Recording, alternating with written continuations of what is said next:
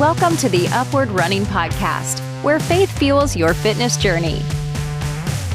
Welcome back to the Upward Running Podcast. This is your one stop each week to be motivated and inspired to get off the couch and onto the running trail where you can, in turn, inspire others to do the same. Let's learn, laugh, and leap in running together, giving God the glory for what we are able to do in His name. Amen. I'm your running host, Dean Thompson, coming to you once again from the Upward Sports Studio. Well, today we're going to share a fictitious story, but it's really just a conglomeration of the thousands of stories that we've heard throughout the years. You are going to enjoy it, I'm sure. And then, do you have any idea what it's like to be a newborn giraffe? And what does a newborn giraffe have to do with their fitness journey? Well, you're going to find out today. And of course, joining me for those things and much more is Upward Running Director and all-around good guy, Mitchell Hollis. Thanks for having me, Dean. How's your week been? We've had VBS this week, and so you're worn out. I am, but it's always a good worn out. Yeah. I mean, watching those kids. I'm going to tell a little story about one of the kids, and it's just fantastic. Just some of these stories are I just love kids and watching them be happy. Yeah.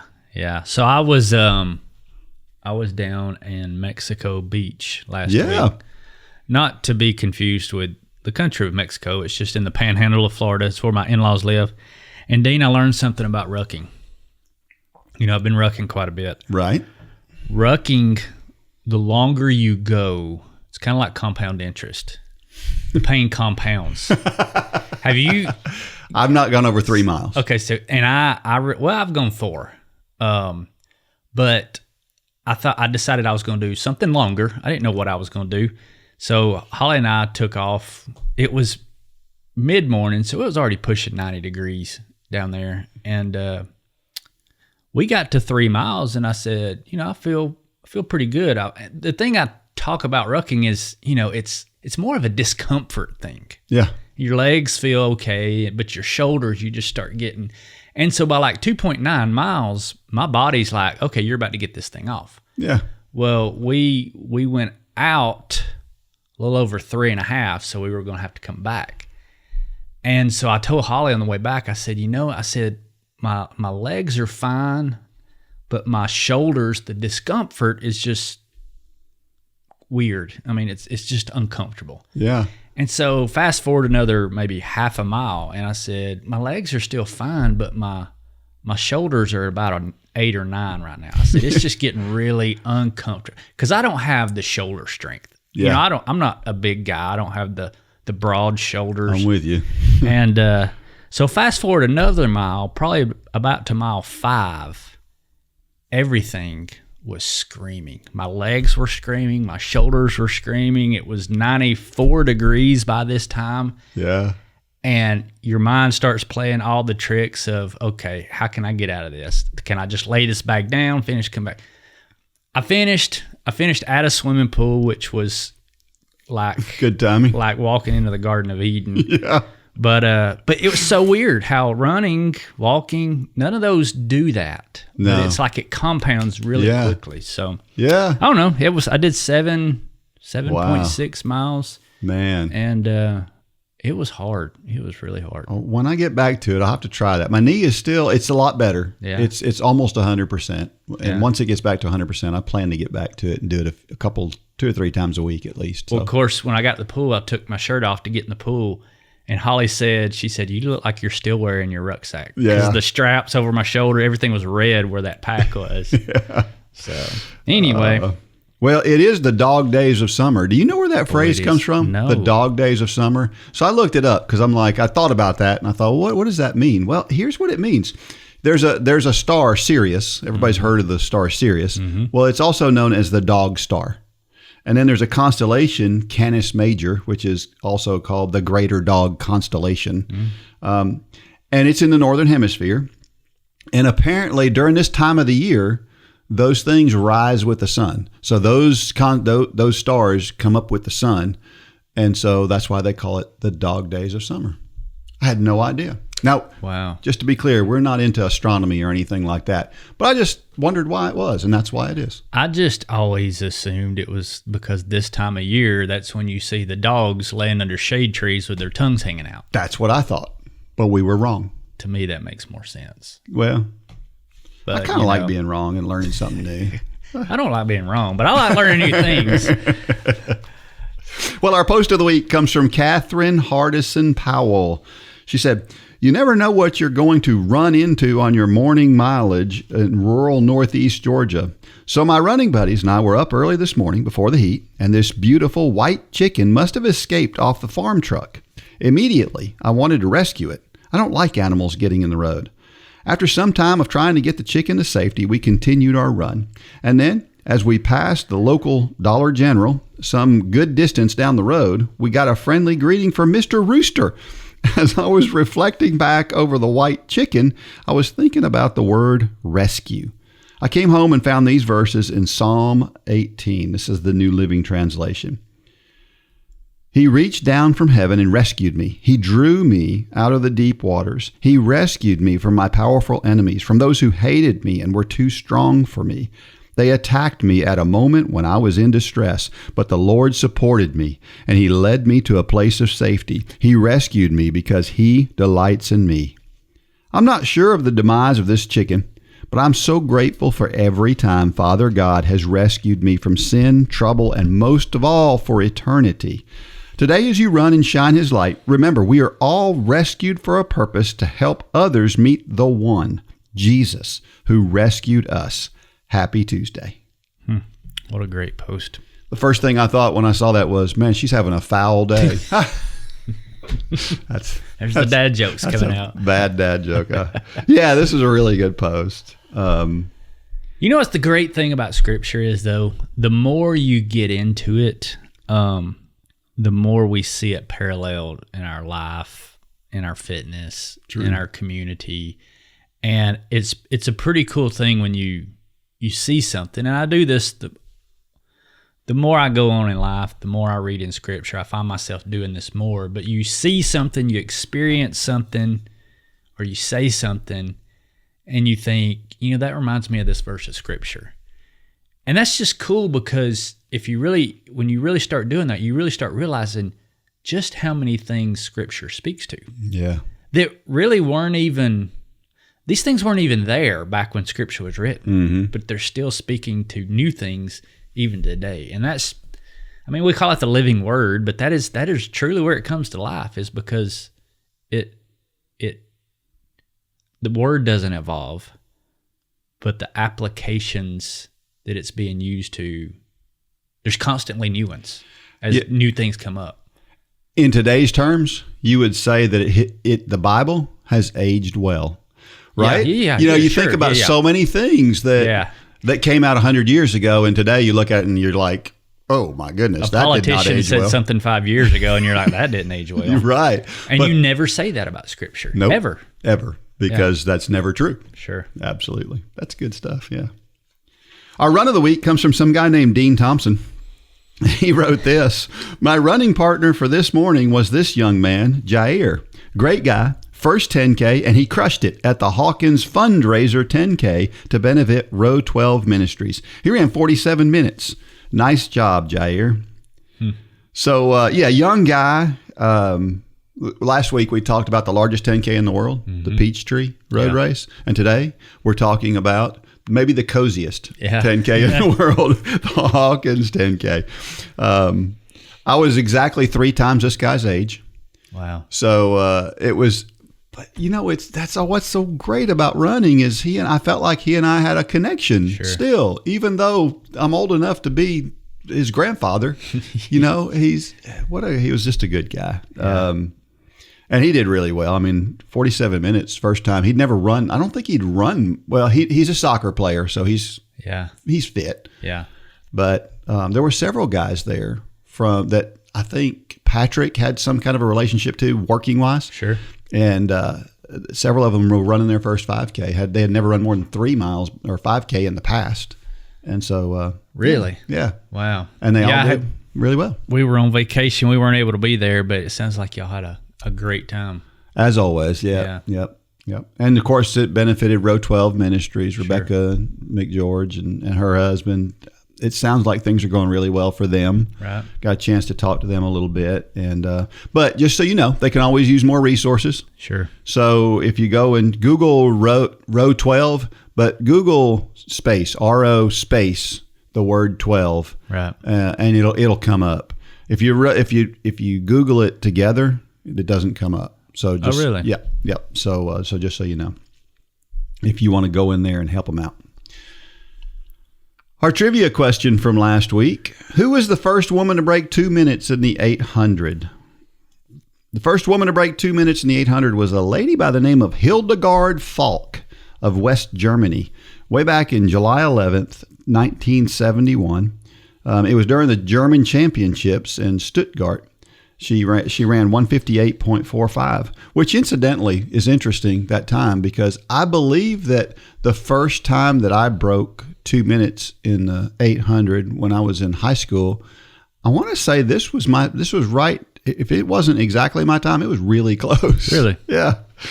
And this just shattered the old world record by over 2 seconds.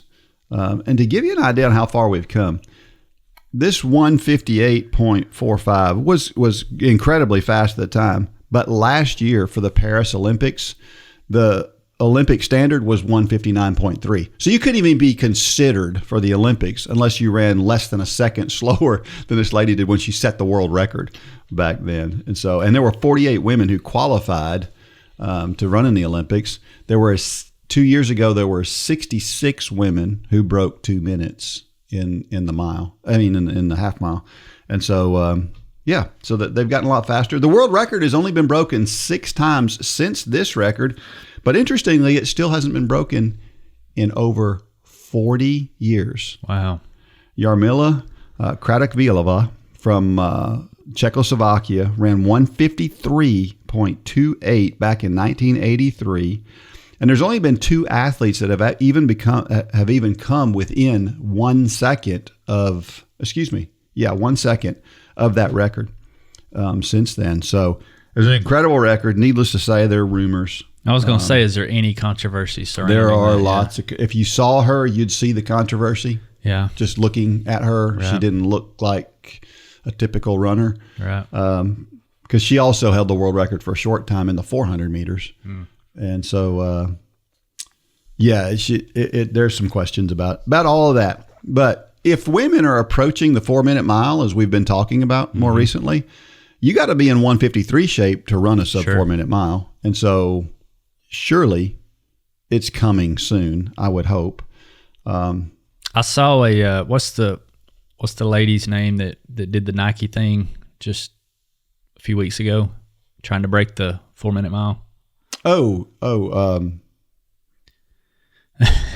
Kip Yegon. Yeah. I saw a commercial last night. They're making that into a Netflix documentary. Oh, cool. Where she tried to break it. I saw them. They were advertising it last night. Very good. Maybe it wasn't Netflix. Maybe it was Prime. But one of them, they're making a documentary on that. And it was neat to see that on TV. I can't wait to see it. Yeah. I just love Faith Kipyegon. She's such, when she got through with that attempt, and when she has won other championships, the number of people who come out of the woodwork to go hug her and congratulate her. Sure. There's a lot of respect for that woman. And so it's always good to see. Yeah, for sure.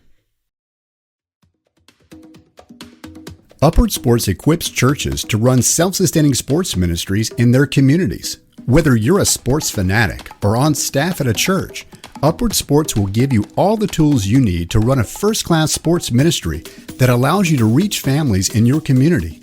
Upward Sports offers basketball, soccer, flag football, cheerleading, volleyball, baseball, and softball through league and camp offerings.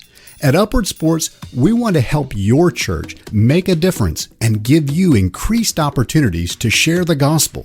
Learn more today at upward.org. That's upward.org.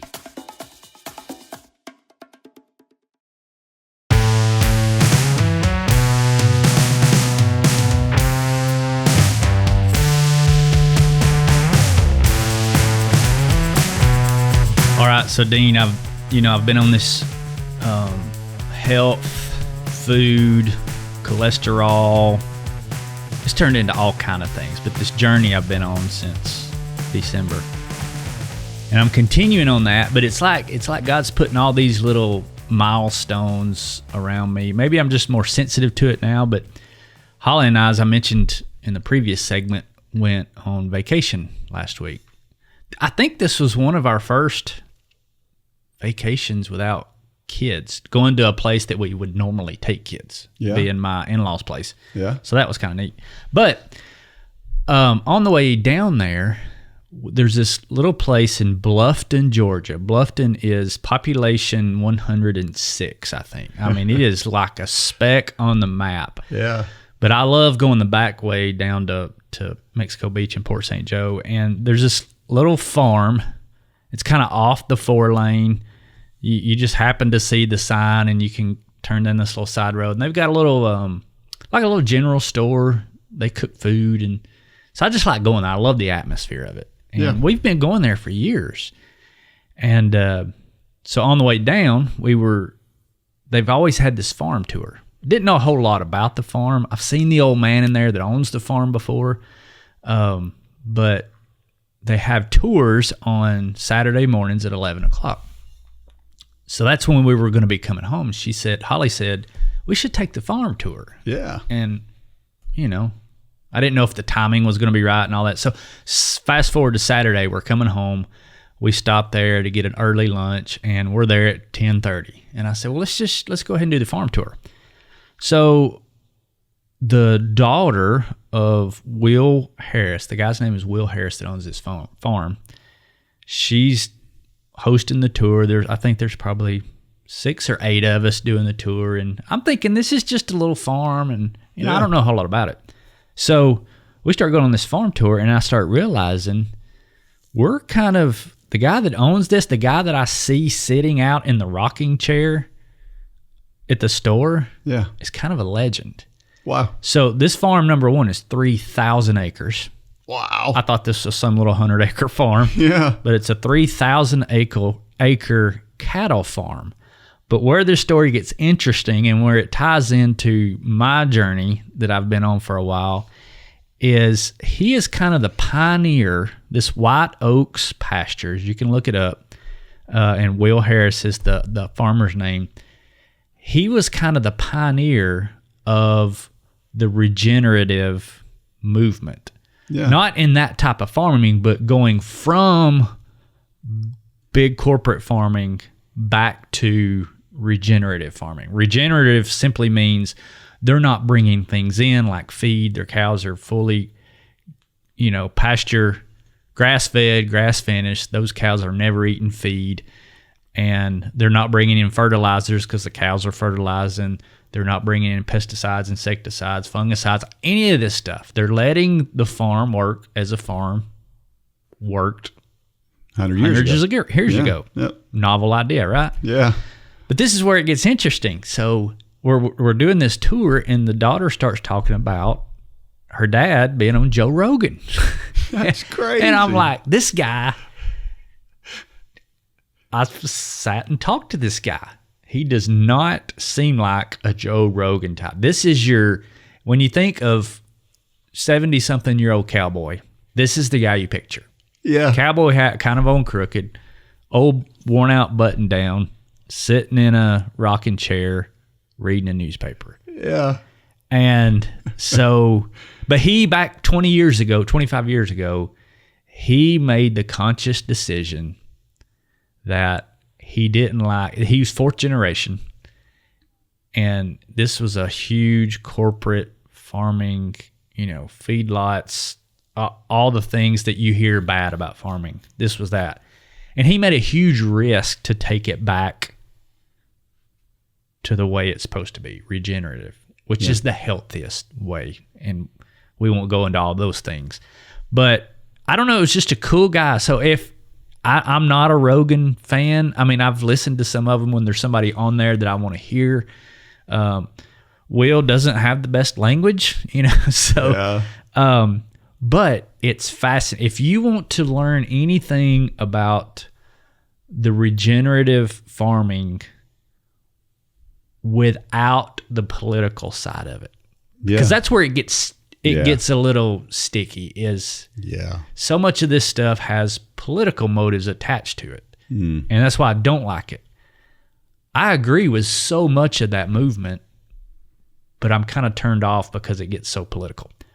If you want to hear the nuts and bolts of what is going on with our farming today and why it is not healthy today, and you want to hear from somebody that's kind of took a big risk a lot of money to go back to the old way, give this guy a listen. Just Google Joe Rogan, Will Harris. You can look at White Oak Pastures online. But I had no idea. We've been going there for years, and that's pretty cool. This old man sitting in that rocking chair is just like a rock star in that world. Yeah. And so I don't know. I love meeting people like that. I met a guy on vacation last week that was walking across America. Yeah. And I got to walk with him for a few miles, and there's more to come on that. We're going to try to get him on the podcast. I haven't even told you that, but he's willing. He would love to come on the podcast. Yeah. Just slow down, look around. Yeah. There are cool people all around us that if we just stick to the busyness of life, we just walk right by them. So I don't know. That was my vacation. Met That's two cool. really cool people. Pretty cool story. Well, that's a cool story. Let's talk about a couple of sad stories here. Fauja Singh, we talked about him on the podcast not too long ago. We've talked about him more than once, actually. Yeah. And he's the oldest man to ever have completed a marathon. He was 100 years old when he completed the Toronto Waterfront Marathon. And of course, we don't know his exact birth date, so that's his word about how old he is. But recently he was out for a walk, got hit by a car and died. Wow. Gosh, you just don't know. But always be defensive when you're out there. Of course, when you're 114, which is what he says was now. Sure. It's kind of hard to be reactive. Yeah. You know what I mean? It's kind of hard to jump out of the way at that point.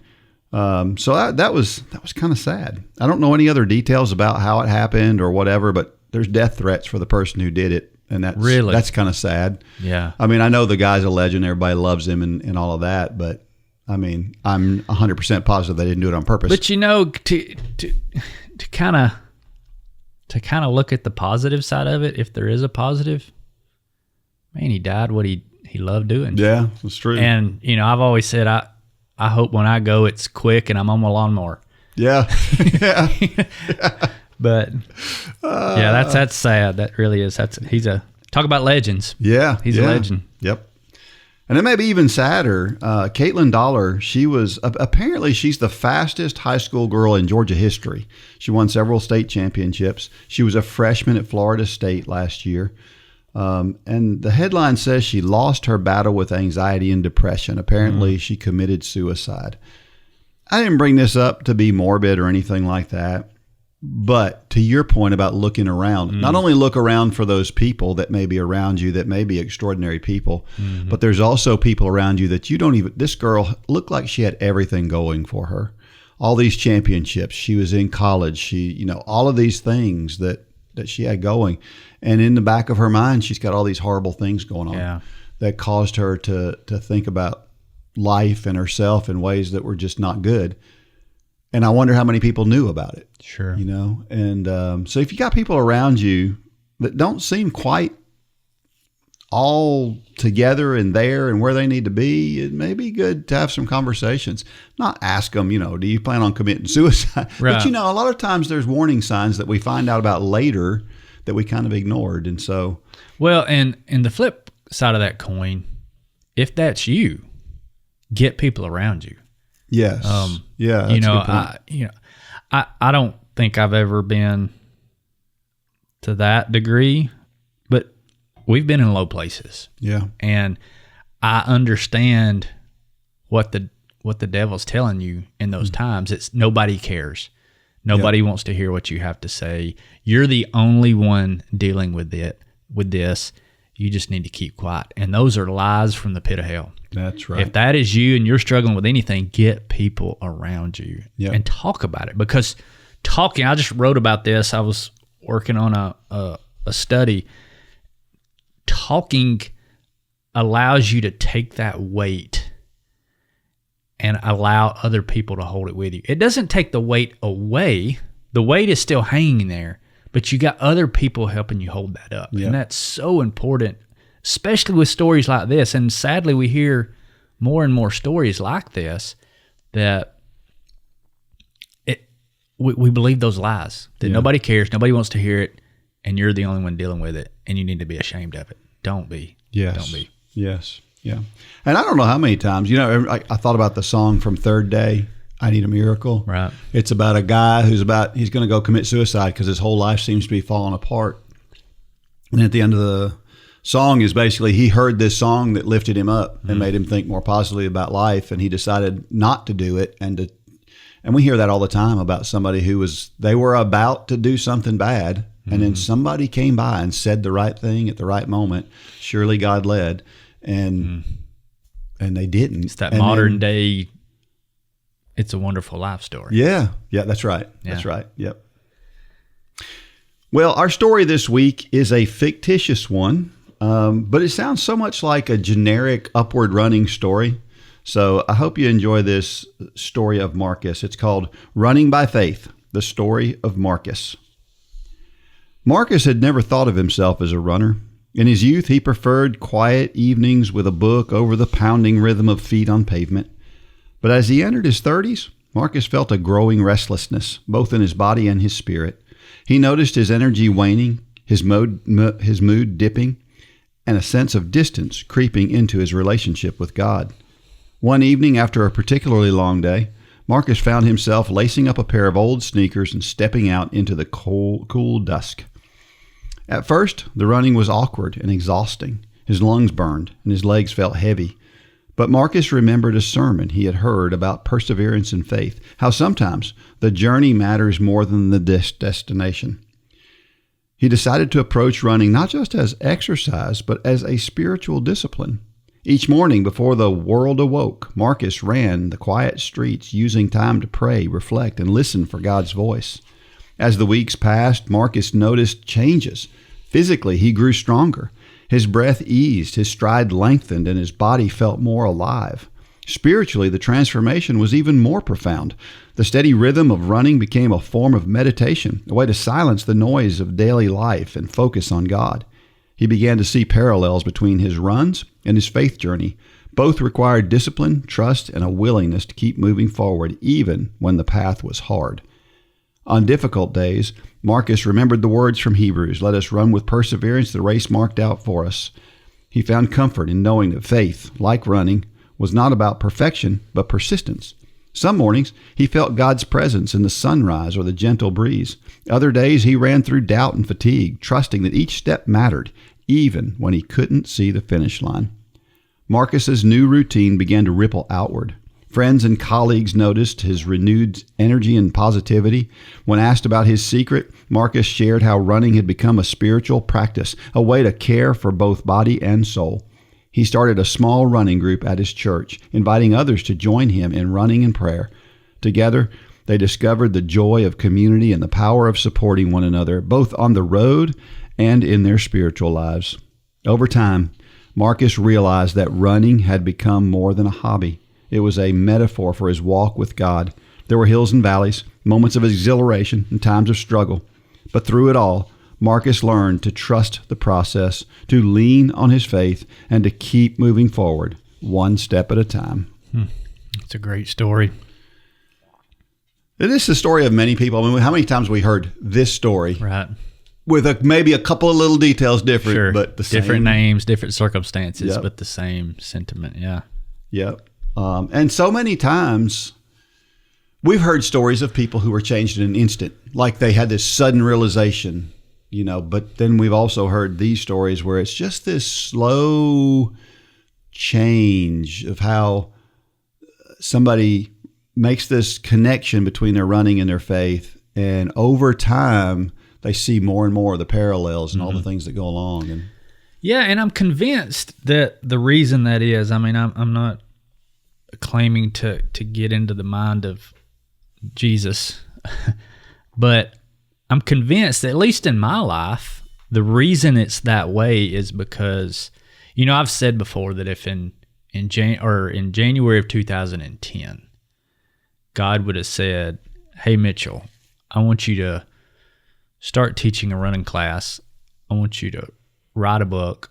I want you and your wife to quit your jobs. I want you to go into full-time ministry, and I want you to begin speaking to people. And then later on, I want you to partner up with this running guy and start this podcast and ultimately be where you are today." I would have said, "No, thank you." Yeah. It would have scared me to death. But God started with, get 12 t-shirts made. Yep.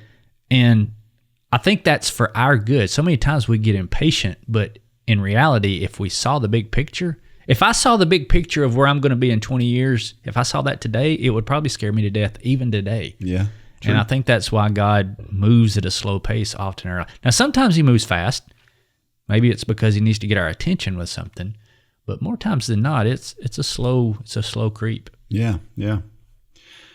James 1:2-4. I've heard this one before. "Consider it pure joy, my brothers and sisters, whenever you face trials of many kinds, because you know that the testing of your faith produces perseverance. Let perseverance finish its work so that you may be mature and complete, not lacking anything." Of course, this verse is going to come up again in Dean's thoughts, but the idea is that when we test our faith, it makes us stronger. It's the same thing that happens when we go out and we run or we walk. We go out to check off a workout, but we come home a little bit stronger, just a little bit than we were the day before. And we do that time after time, and then after a while, we realize we've made this great progress. I couldn't help but think about you ever heard the comedian Stephen Wright? Really dry sense of humor, cracks me up. Anyway, he said he was working on telekinesis, and so every day he would come home and he would stare at this rug in his house, trying to get it to move. He did this every day for like 2 years, and the rug never moved, but his house was gone. The point being that a lot of times we're focused so hard on one thing and doing this one thing when all these other things around us are changing and we're not paying any attention. Right. We focus on trying to get ourselves more fit, whether it's spiritually or physical. A lot of times we may not feel like it's like the 5K challenge folks. They think that running hasn't become easier by the time they get to week 8. Right.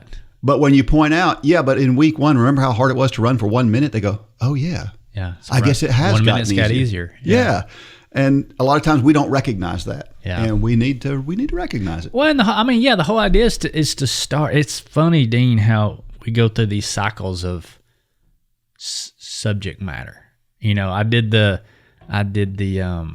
devotion for Upward the other morning, and it was about doing hard things. You did the devotion here a while back, and it was about doing hard things. And then today, lo and behold, we're in James 1, which is talking about suffering through hard things. But at the end of the day, what I would want to encourage somebody listening,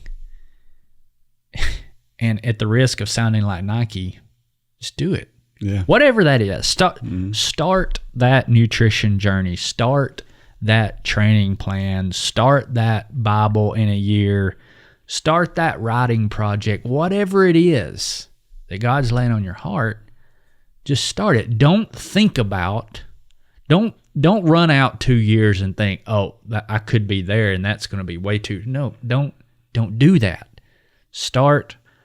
We've talked about streetlights before. If God flips on a streetlight, go there. Don't worry about all those fictitious streetlights that may or may not be out there in the darkness. Go to where he lights up and work right there. Yep. And that is, talk about, I don't like the phrases living in the moment and all those different kind of cliches, but it's true. Mm-hmm. Find where God is working. I talked about this in something I wrote the other day about David Hendricks. Mm-hmm. He was famous for saying, I want to find where God is working, and I want to go there until he shows me something else. And it's really that simple. We complicate this process way too many times, but it's that simple. Yep. And the point is that when things come up that get you a little off of that track, maybe something comes up that you've got to go around to get to that street light. Don't fret about it. Right. God put those there and they're meant for a purpose. It's and a simple they're hurdle going to is all help it you. is. Yeah. Yep. Romans 5:3-5. Not only so, but we also glory in our sufferings because we know that suffering produces perseverance, perseverance, character, and character, hope. And hope does not put us to shame because God's love has been poured out into our hearts through the Holy Spirit who has been given to us. You brought this up last week, the whole idea of people suffering together. And when we do that, we form this special bond when we suffer together. Yeah, that's not my saying. That's Dave Jones, our marketing guy. He makes the comment, there's a special bond between people when they suffer together. Yeah. And it's so true. It's very true. But when it comes to personal suffering, we get it, like you've said before, we get it when it comes to training. Sure. But when it just comes to personal suffering, it's a lot harder to accept, isn't it? Sure. But I think about it in the context of the way I react to things. For example, I'll hear something that I think is not a good thing, and I can feel the blood pressure. I can feel the blood rush to my head. I can feel myself going, I just get anxious really quickly because somebody said something that's inflammatory, and I want to respond to it. But we know that an instant response to that is probably not the best thing. Well, how do I condition myself to get to the point where I don't respond to those things in a negative way instantly? Mm-hmm. Well, I do that by going through those things over and over again and hearing those inflammatory things and not responding to them. And the more I do that, the easier it gets to not respond to those things. And we need practice at these things we don't like in order to get better at how we handle them. Yeah, I don't know if this analogy is a good one, but I think about I've seen these statistics on people who win the lottery and that they're bankrupt in a matter of years. And it's because that muscle, that tendency to handle money was never built. They went from maybe a modest lifestyle to an extravagant lifestyle overnight, and they didn't know how to handle that. And it's kind of the same thing when we pray for patience. What does God not give us? He doesn't give us patience.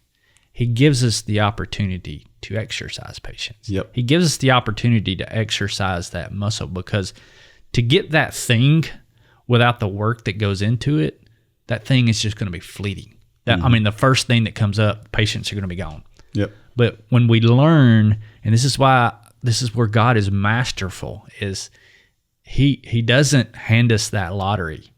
He hands us a buck at a time. Yeah. And we learn how to handle that, to manage that, to steward that before we go to the next step. It's the process that we talked about just a few minutes ago. The process of doing something to get to that end goal is always more beneficial and better for us than having whatever that is. It's always the process. Yep. It's why I love people who talk about they don't have goals in fitness or in life. They have process goals. Mm-hmm. It's always more sustainable doing it that way. That's right. 2 Corinthians 12:9. But he said to me, my grace is sufficient for you, for my power is made perfect in weakness. Therefore, I will boast all the more gladly about my weaknesses, so that Christ's power may rest on me. This is where sometimes I feel really guilty, because as I was talking about before, responding to things that I feel like are inflammatory in a negative and instant way. To me, when I do that, I am acting like God's not in control. It's as if in that moment, I have to respond because I have to do something about it. Mm-hmm. But if I really deep down believe that God is in control, I'm not going to look at that as an attack, or as I may be saddened by whatever it is that is said because I feel bad for the person or whatever it is that's being said. But I won't be worked up about it in that way that you feel it in your gut, because I'll know God's in control. And if I know that, then why should I fret over those things? I shouldn't.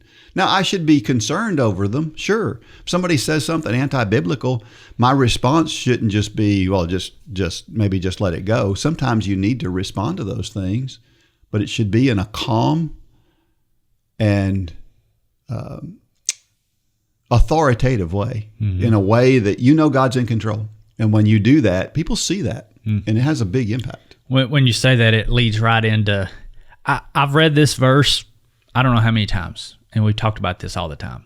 Sometimes that we just take it, and God just takes us in a completely different direction. So I think I've talked about on here, I do my quiet time now in it's actually a deer stand, but it's got a roof on it, but I just got to where it was too many distractions sitting right here. And so I go down to my deer stand every morning, no phone, just paper and a Bible. And so this morning when I read this, I'm going to put this picture up here because this picture is taken from a trail camera, but I'm sitting about 40 yards to the left of this picture. And so there were some turkeys out in front of me. When I was reading this, there were 3 hens and 4 baby chicks. So you can see 1, 2, 3 hens, and then the 4 baby chicks. Yeah, it's chick season around here, so there's baby deer and there's baby turkeys everywhere. But as I read this verse and I looked up at that picture, this verse took a completely left turn for me. In that this verse to me today is telling us we need to understand our place.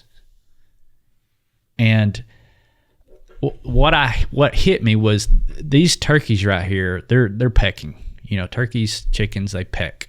And what they're pecking for is worms and grubs and whatever else in the ground. And those worms and those grubs, they have no threats. They have nobody above them until the turkeys show up.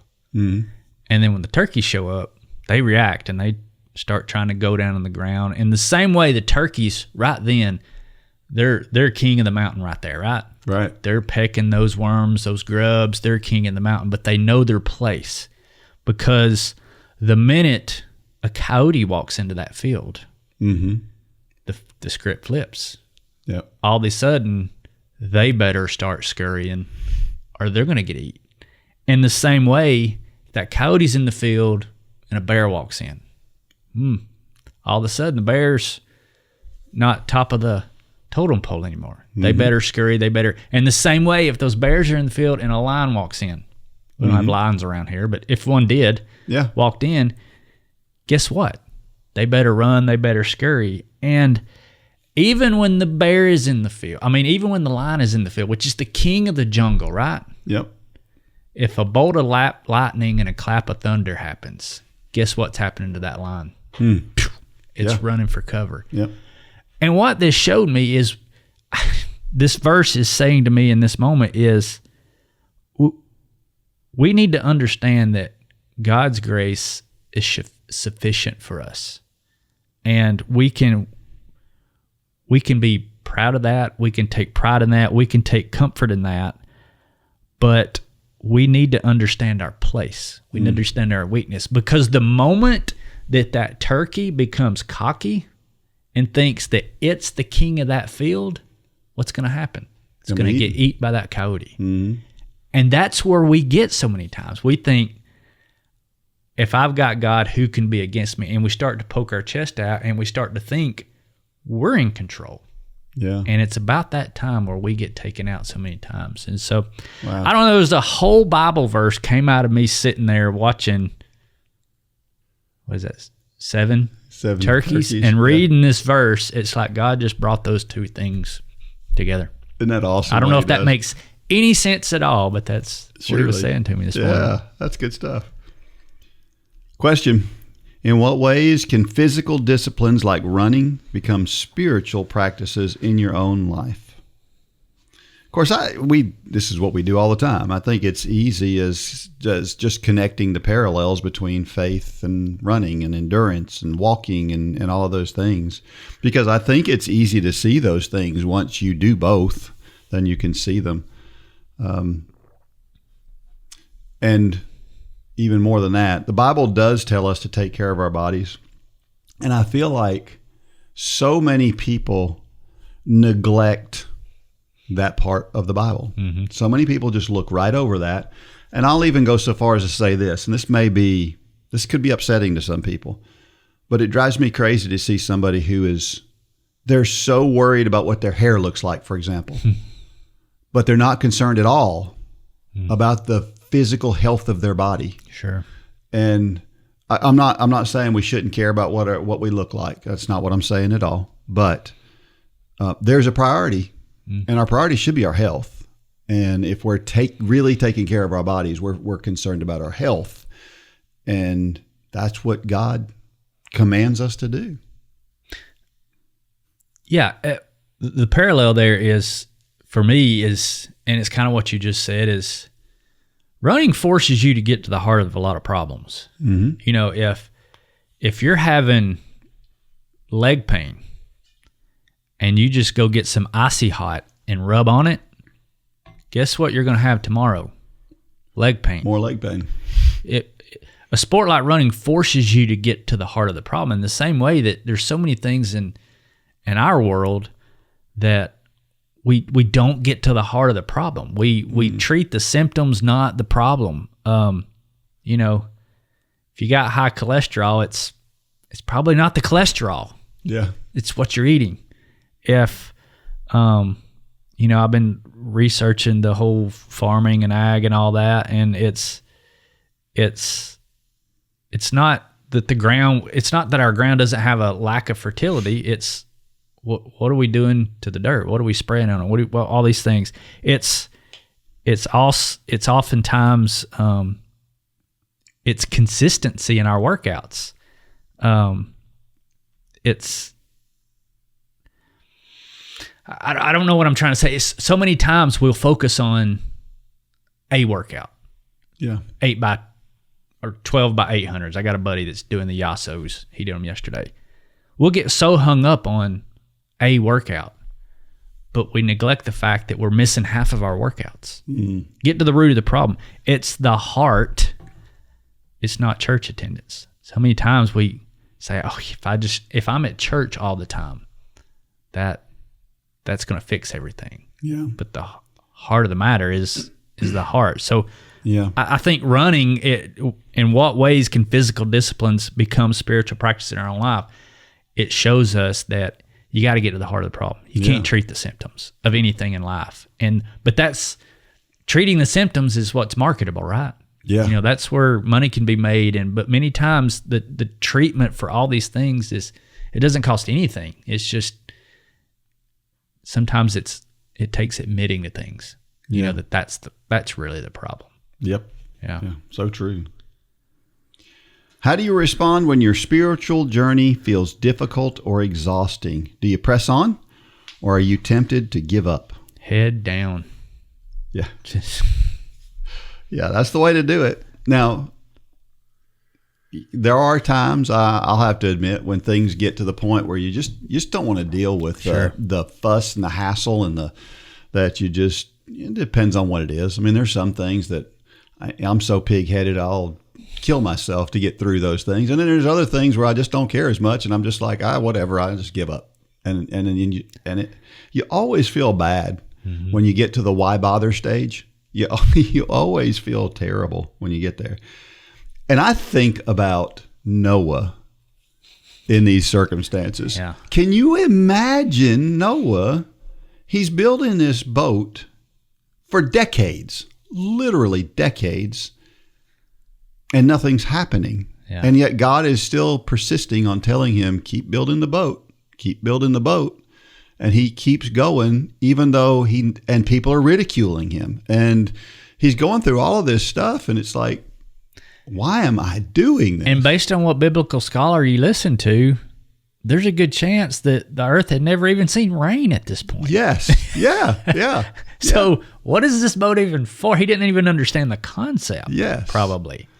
But he kept doing it because that's what God told him to do. And that's what we're supposed to do. When we know we're on the path that God has for us It doesn't matter how hard it is. It doesn't matter how much sense it makes. We should be moving in that direction.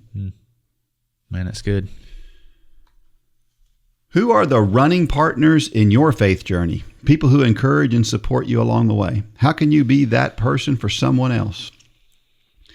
One of my partners is an actual running partner.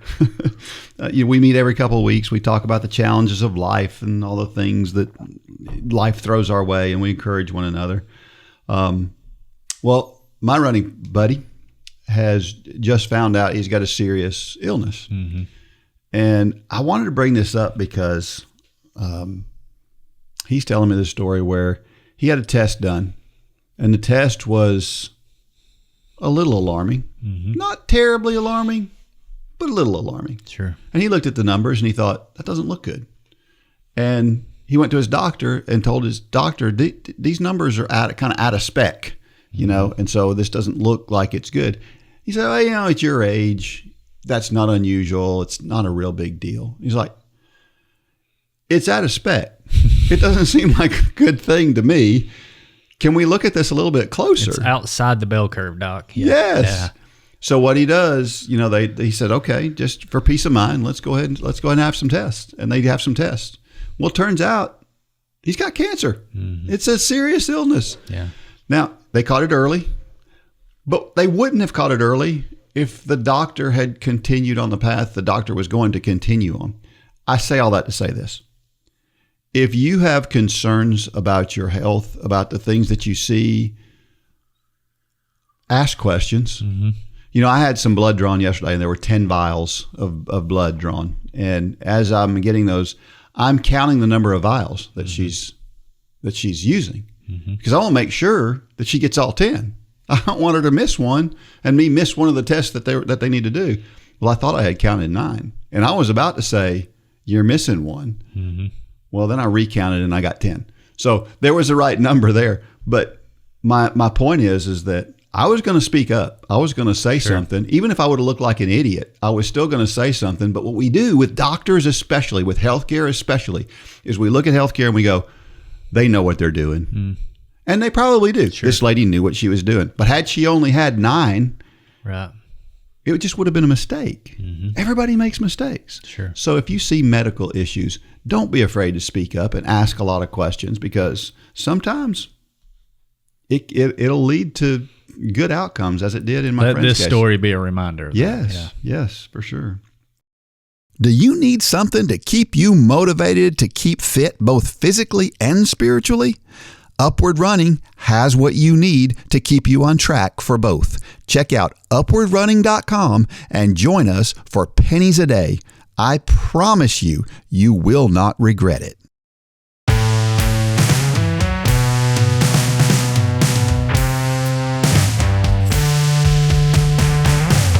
All right, we're back, and this comes from The Running Week. This Chinese company bases employee bonuses on monthly running mileage. Isn't that great? Yeah. A company in China has found an unusual yet intriguing method to motivate its employees, linking their annual bonuses directly to their physical fitness and exercise routines. Guangdong Dongpo Paper Company, situated in Guangdong Province's bustling industrial region, has recently implemented a bonus structure based solely on physical activity rather than traditional work performance metrics. It originated with Lin Xinyang, the company's chairman, who himself is deeply passionate about fitness. So what he did was, employees who cover at least 62 miles per month earn an annual bonus worth 130% of their monthly salary. Those who manage at least 31 miles per month receive a bonus equal to their monthly salary. So to equally measure these distances, they have this app that they use to measure their distances to make sure that they get in what they're supposed to get in. There's also a penalty if you fall short. If you run fewer than 25 miles per month, you face a significant reduction down to 60% of their potential. And then if you go less than 12 miles, then it's 30%. Now, you can walk instead of run as well. Walking is okay. So this To motivate sustained effort, an employee who hits 31 miles for 6 consecutive months earned themselves a new pair of running shoes, a small yet practical perk to keep enthusiasm high. So, of course, there's been some criticisms of this, as you would expect. There's people who think this isn't fair and it's not right. And somebody said, is running 100 kilometers a month over 3,000 meters daily realistic? Are employees expected to turn into professional distance runners? Another predicted a gloomy financial outlook, noting, let's watch closely. I wouldn't be surprised if this company goes bankrupt within 5 years. So that's kind of some of the reactions are negative. There's some positive reactions as well. But this is certainly a new and novel approach. But we've seen that people who get in a decent amount of exercise, on average, they do better in so many ways. It's not absolute, but I can see why people don't like it. But at the same time, I like the idea. Well, and it's a bonus for something, and so you don't have to do it, right? But you're not entitled to the bonus either. I mean, the bonus is based on this thing. It would be like if I went out and just broadcast on social media, hey, I'm going to pay anybody who runs 100 miles next month $100. Mm-hmm. Well, it's not fair. I mean, it's what the company decided to do, and you don't have to take part in it. I think it's a great idea. I've always thought about that from a bonus standpoint. Yeah. When I was working at a larger corporation, I remember people getting upset when bonuses went away. Right. At some point they went away, and people got really upset about it. I'm like, it's called a bonus. Yeah. There's a reason why it's called a bonus. Now, it might get a little weird if it was your salary was based on it. Yes. But this is, I mean, bonuses can be tied to anything. And you know, I still haven't researched this. I think I mentioned it on a few podcasts ago, but I think there's an index fund out there for like a mutual fund that's based on the top 100 companies. The mutual fund, the pool of funds in the pool of stocks in that mutual fund is based on the top 100 companies whose CEOs prioritizes fitness, and it outperforms the S&P almost month in and month out. And that's an interesting one. Yeah. I still haven't researched it. I heard it on a podcast, and you know, everything you hear on a podcast is true. Of course, especially this one. But yeah, I mean, the whole idea that being physically active and physically fit, the efficiencies that we gain there bleed over to every areas of our life. Yeah. Yeah. And how hard is it to go 3K per day? Yeah. I mean, it's less than 2 miles. Right. I know Debbie, you know, she walks every day and she gets in her 10,000 steps, which is equal to about 5 or 6 miles a day. And so she's got limitations. Yeah. Debbie has some lung issues and some other issues that make it not that easy for her to do. And yet she does it. And if she can do it, then most people can do it. Now, I feel bad for those folks. If there's somebody at this company that truly has physical limitations that will not allow them to get out and do this, then I would feel bad for them. And I would hope that there's some kind of a replacement activity that they can do. Still something fitness-wise, but a replacement activity that they can do. I don't know whether that's the case or not, but I think that would be fair. Yeah, and I think this would be equal to what? Trying to do the math in my head. 3,000 or 4,000 steps is what we're talking about here. Yeah. And so if you're not getting into 3,000 or 4,000 steps, forget the benefits. You're going to have problems. Yes. If that's all you're getting in a day, no matter who you are, that's going to lead to other problems. Yep. And to get I guess the full bonus, not the bonus plus, but the regular bonus, it's less than a mile a day. Yeah. It's 1,500 meters a day. Sure. That is just not. You're going to do that walking to your car and to the refrigerator. Yeah. Yep. You know? Yep. Yeah. So anyway, I think this is a pretty cool idea. Sure. Well, it's time for Dean's Thoughts. That's a time when I share something I've written about the intersection between running and faith. Well, do you know what happens when a baby giraffe is born? It's a pretty traumatic start to life. This is called the Newborn Giraffe. The giraffe is the tallest animal on earth and is instantly recognizable by their long necks and spotted brown coats. Every child knows what a giraffe looks like, even though there are none in the wild in America. though they are known to roam nearly the entire African continent. One of the most interesting facts about giraffes is how they are born and what happens in their first moments outside the womb. The first thing that happens to a newborn giraffe is that they fall 5 or 6 feet to the ground as they exit the birth canal. That's quite an abrupt beginning to life. But the tough introduction doesn't stop there. Once the newborn is on the ground, he attempts to stand. Once able to stand on his wobbly legs, the mother kicks him gently to knock him back down. He gets back up. She knocks him back down. This happens a few times until he is strong enough to withstand a gentle kick and he can begin running. In human terms, it sounds like a terrible way to treat your baby. But why does the mother do what she does? What's her motivation? She does it to make sure that if there is a threat, the baby is ready to run away from danger. Giraffes can run up to 37 miles per hour, so they rely on their running abilities to escape potential danger. The mother is getting the baby ready as quickly as she can. Think about that in the context of our running. Sometimes it feels as if we're treating ourselves poorly when we go out for a run in the 90-degree heat or after a long day of work. But just like the baby giraffe needs a loving but painful kick, we should knock ourselves down to ensure we are stronger, or at least to keep the strength that we have built. A giraffe does it for survival. We may not do it for survival, but possessing the ability to run long distances will extend your life and lead to a better quality of life for that duration. Think about that the next time you go for a run or a walk when you don't feel like it. In the 55th Psalm, David describes what is going on around him like this: God, listen to my prayer and do not ignore my plea for help. Pay attention to me and answer me. I am restless and in turmoil with my complaint because of the enemy's voice, because of the pressures of the wicked, for they bring down disaster on me and harass me in anger.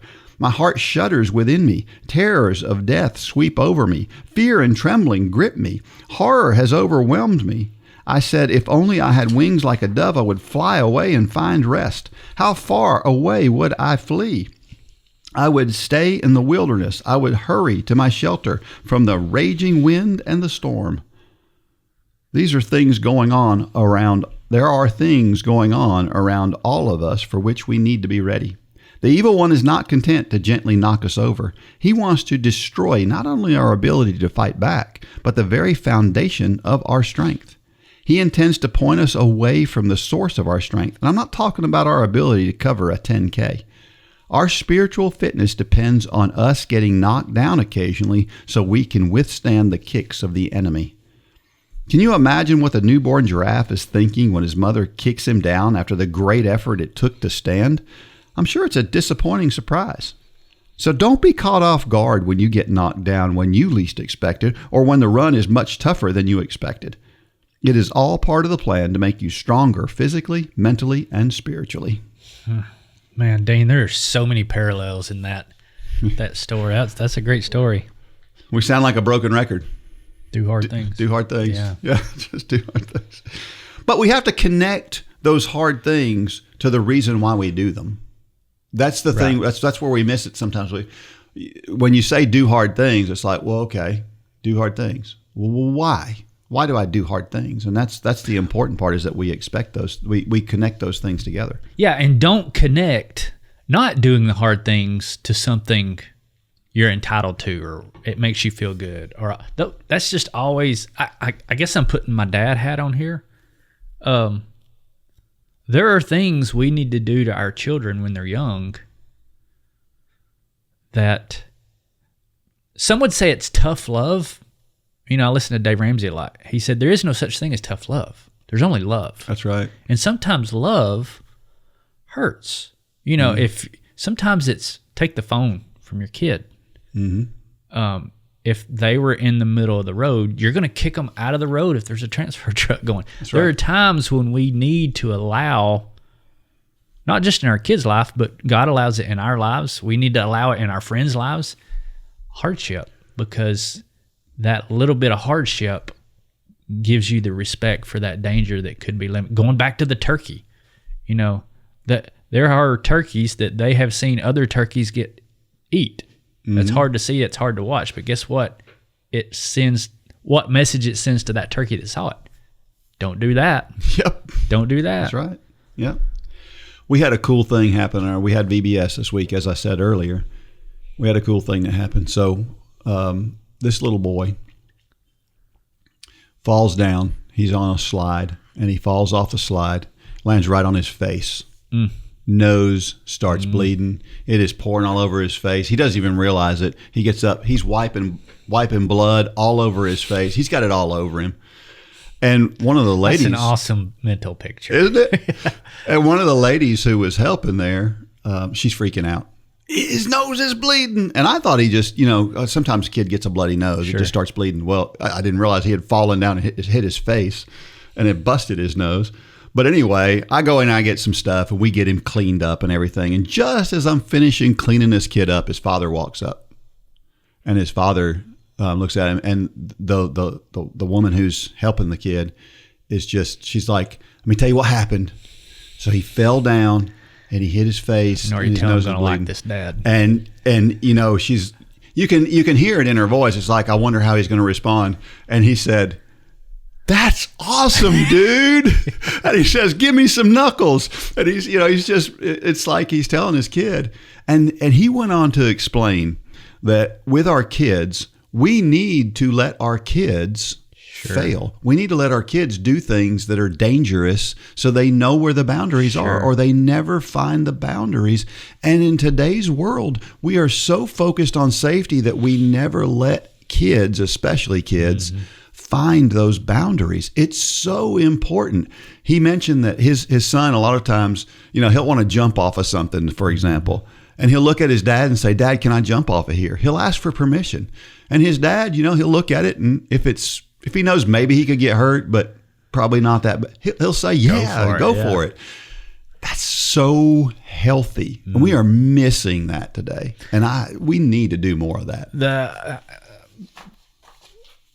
There's a story. I love this story. It's kind of the same story, but because that's the kind of parent I am.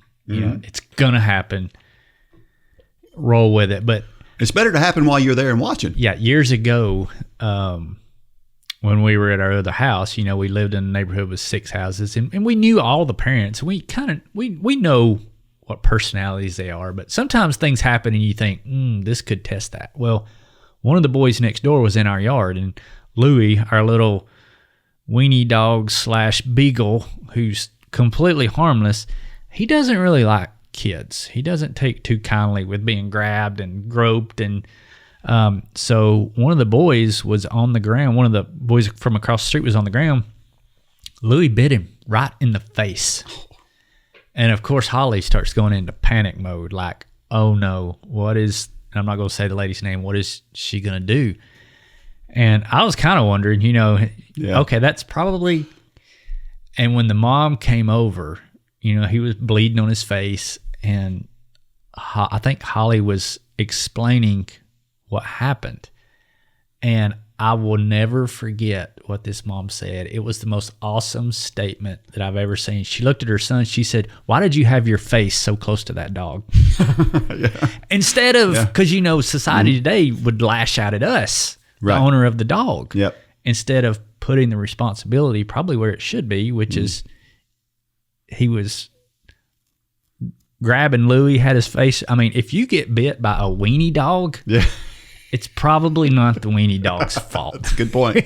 Especially if you get bit in the face. Yep. So, the point is, failure is the best teacher many times. Well, and the other thing about it, if we let it. Yes. We've got to let it. Well, the other thing about this story is we act like we're taking risk out of everything, but you cannot take, for example, driving. You take a risk when you get in your car. Sure. And when I drove here, I took a risk because it is possible people die in car wrecks every day. But we've decided to accept that risk because we have things we want to get done. And I remember there was a guy that I knew that he was afraid to drive over bridges or on an interstate. And so he tried to avoid bridges and interstates at all costs when he drove. And he very rarely went outside of Dalton because he was afraid to drive in these places. And we look at that and we go, that's irrational. And it is. I mean, it is. But that was his issue.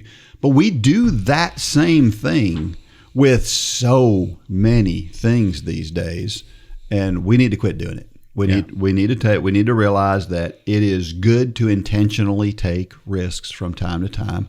It's good to go out there and put yourself out there and try something that you don't think you can do.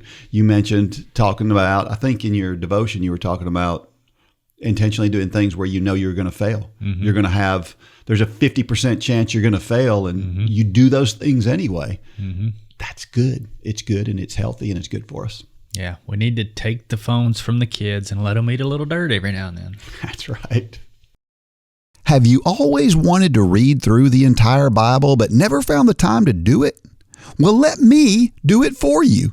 Sign up for the self-paced Bible in a Year challenge and start listening today. Every day, I read a few chapters from the Bible and give you helpful tips and encouraging quotes. You must be an Upward Running member for access to this exciting challenge. So if you're not a member, sign up today and get started. If you are a member, what are you waiting for?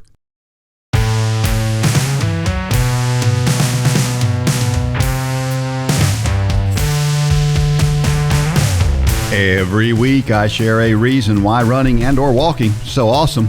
Well, this week, longevity. Runners on average live longer than non-runners, period. That's full stop, end of story. Not only that, but runners' lives in general are more full or a higher quality of life than non-runners as well. And that's pretty awesome. And I bet, I haven't seen the study on walking specifically, but I bet the same thing applies to walkers. Absolutely. I'm sure. So if you want to live longer, start running, start walking today, and you're going to live longer. So this comes from Euronews. I thought this was an interesting article, and it says, "Can AI detect doping in sports?" Researchers are developing AI programs to make doping detection more effective, faster, and cheaper. How do these systems work? What challenges do their creators face? So there was this feature film that came out back in 2018. It was called Icarus. And the film was originally set out to investigate doping in cycling. Mm-hmm. Well, what they ended up uncovering was one of the biggest sports scandals in history when they found out that back in 2014 in the Sochi Winter Olympics, the Russians had convinced people to replace drug samples and to cheat, basically. And they won a bunch of gold medals because of it and everything. So they happened to uncover that just in their trying to find these things. Well, a lot of this doping stuff happens. It's happening today. We're catching people all the time, but it's got limitations. Mm-hmm. So what the AI does is it looks at, there's two different types of ways that they catch people cheating in drugs. One of those is what they call markers of exposure. That's the direct detection of, okay, you've got EPO in your system. Mm-hmm. That's one way. The other way is an indirect way. It's called markers of effect. And what that does is it says, okay, you've got this really irregular thing in your system that shows that probably at some point in time, the only way you'd be there is if you had done something wrong. Kind of finding the anomalies. Yes. Mm-hmm. And those are two different ways to do it. And so athletes keep up with these athlete biological passports, and all of these drug tests are all entered into this system. And so what can AI do for that? Well, what AI can do is it can take all of this information, and whereas if you're testing thousands and thousands of athletes, how do you pay close enough attention to every single athlete and every single test that they've taken? Well, this AI can take all those thousands of data points for each athlete and put them all together and in an instant come up with an answer. Sure. And so they can detect things that they've never been able to detect before using AI.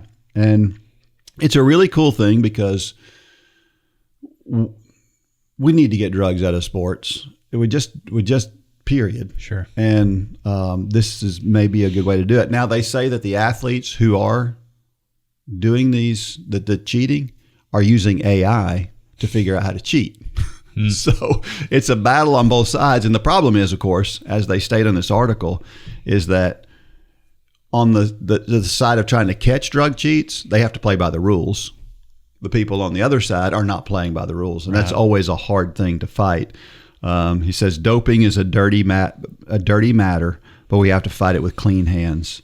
So that makes it hard. But we've talked a lot about the bad side of AI, so I thought I would talk about, well, what are some potential good sides of AI? Yeah, and I think for all the reasons we just talked about, I'm still standing behind my comment that I think AI is going to be the next big thing in advancements of running performance. I think we're trying to catch the cheaters with AI, but I think it's also going to be our next big advancement of, I don't know what it is. I don't know what it looks like, but I think the next big, whether it's the sub 2 hour marathon or the sub 20 for the women or sub 4 for the women, I'm sorry, whatever it is, I think the next big thing where we sit back in our chairs, kind of like we did with running surfaces, kind of like we did with running shoes, the next big thing is going to be something to do with AI. Yeah. I don't know what it looks like, but I just have a feeling that's what it's going to be. Yeah, it's a good point, because it can look at all that information and figure out the most efficient ways to get there.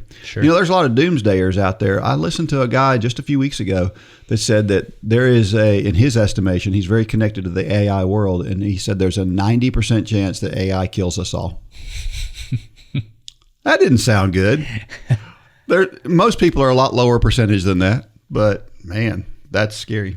Well, talking about AI, did you hear this story?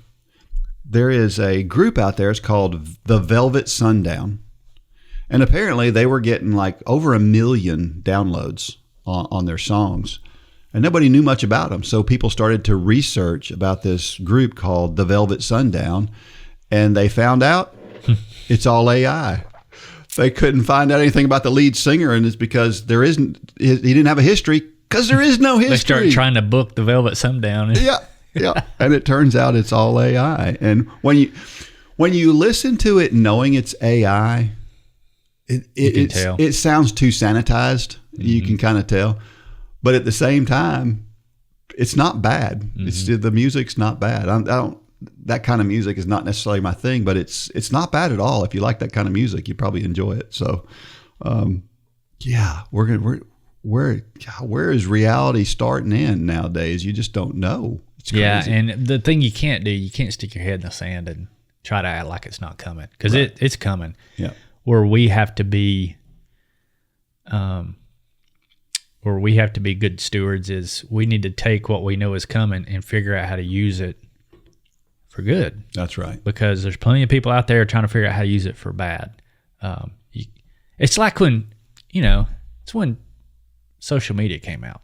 Yeah. I was so dead against it. I'm not engaging in that. I'm not doing that. And it was Gay Coker, the early days of Run for God. And I wasn't doing it. And she said, you need to get with the times and get on this and allow it to help grow the lady who's ministry. 20 years older than you. Yeah. Let it help grow the ministry. And, the early days of Run for God, I contributed a lot of its growth to social media. So that was good. Yeah. And something that I saw that was just terrible and it was going to destroy humanity and we're all going to die from it. Same thing you're hearing with AI now. I don't know what the future holds, but I know that we are to take everything at our disposal and use it to glorify God. And right now that includes AI. That's right. What that looks like for us in our ministry, I don't know right now, but I know we need to start looking into it. Yeah, for sure. Well, technology we're not going to get into the whole COVID thing and about whether or not churches should have been shut down or anything like that. But you think about how great technology was to help us in that moment. Sure. I mean, is it as good watching a service online as being there? Certainly not. But it's way better than nothing. And a lot of churches started live streaming stuff, and we get a fair amount of hits. We got a very small church. Mm-hmm. We get a pretty fair amount of hits every week. There's one lady in particular that I know that never comes to church. She never comes there, but she's watching that live feed every week. And is that ideal? It's not ideal, but it's better than nothing. Sure. And a lot of people don't like technology. I would argue there's more good than bad in it. Yeah. Our trivia question for this week is this: We're going to use how about a biblical question this week? We've never done anything other than a running related question. So I thought, well, you know what? Let's go a different direction and let's do a biblical question. So we all know that the Protestant Bible contains 66 books and most Catholic Bibles contain 73 books. But how many chapters are in the Bible? And I'll take I'll take either the Protestant number or the Catholic number, either one. How many chapters, total chapters, are in the Bible? And if you know that, you can send it to dean@upward.org.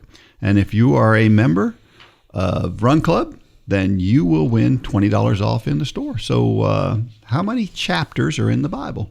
It'll be interesting to see how many answers I get to this one. Our motivational thought of the week comes from Patty Sue Plummer. She said, running teaches us that we are capable of so much more than we ever imagined.